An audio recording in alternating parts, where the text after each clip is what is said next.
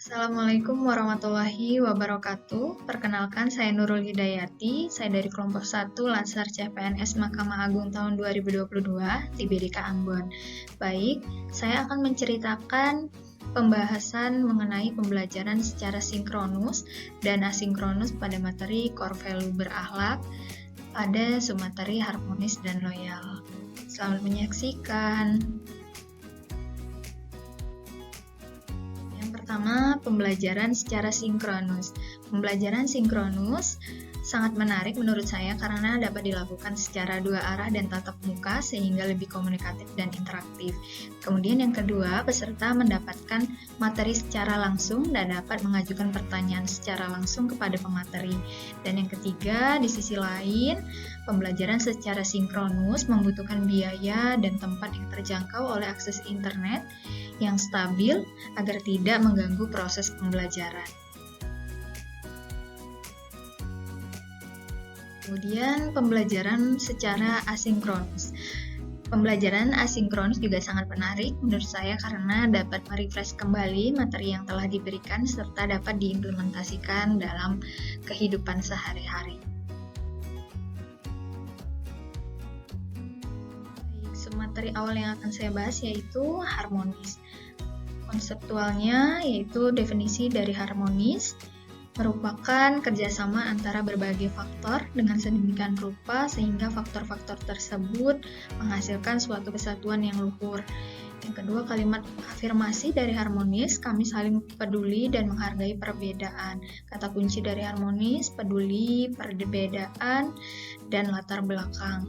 Adapun kode etik dari harmonis, yang pertama menghargai setiap orang, apapun latar belakangnya, yang kedua suka menolong orang lain, dan yang ketiga membangun lingkungan yang kondusif. Kemudian ada keanekaragaman bangsa pada harmonis, yang pertama kejayaan kerajaan Nusantara, yang kedua runtuhnya kerajaan, yang ketiga penjajahan dan kolonialisme, dan yang keempat kebangkitan nasional. Terakhir, Negara Kesatuan Republik Indonesia atau NKRI.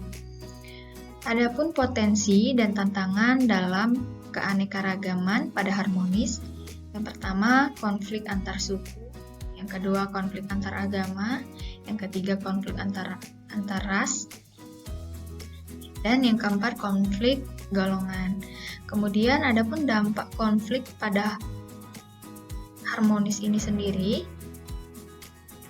pertama, ada suasana bekerja dan lingkungan yang tidak nyaman, pekerjaan terbengkalai, kinerja buruk, dan yang ketiga, layanan pada masyarakat tidak optimal. Kemudian, peran ASN dalam mewujudkan suasana yang harmonis. Pertama adalah posisi ASN harus adil dan netral. Yang kedua, ASN harus bisa mengayomi kepentingan kelompok. Yang ketiga, ASN harus memiliki sikap toleran atas perbedaan. Dan yang keempat, ASN harus memiliki sifat suka menolong.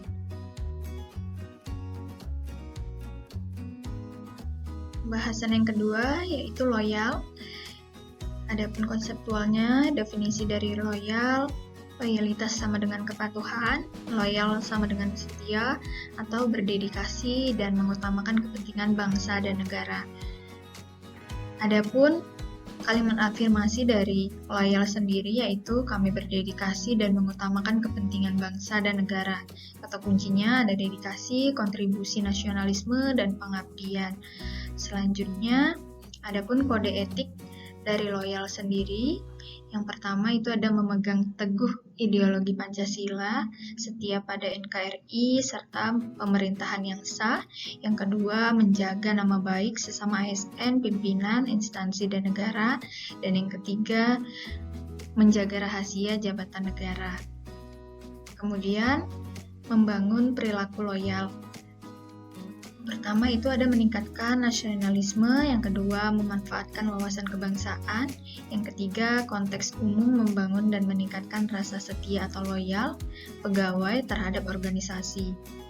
Kemudian ada karakteristik dari loyal tersebut, yang pertama ada taat pada peraturan, yang kedua bekerja dengan integritas, yang ketiga kemampuan untuk bekerja sama, yang keempat kesukaan terhadap pekerjaan, yang kelima bersikap kritis, Dan yang keenam, menjadi teladan bagi pegawai yang lain. Loyal dalam konteks organisasi pemerintah. Yang pertama ada komitmen pada sumpah atau janji sebagai wujud loyalitas PNS. Yang kedua ada penegakan disiplin. Yang ketiga pelaksanaan fungsi ASN. Dan yang keempat aktualisasi nilai-nilai Pancasila. Demikian yang dapat saya sampaikan. Lebih dan kurang saya mohon maaf. Sekian dan terima kasih. Assalamualaikum warahmatullahi wabarakatuh.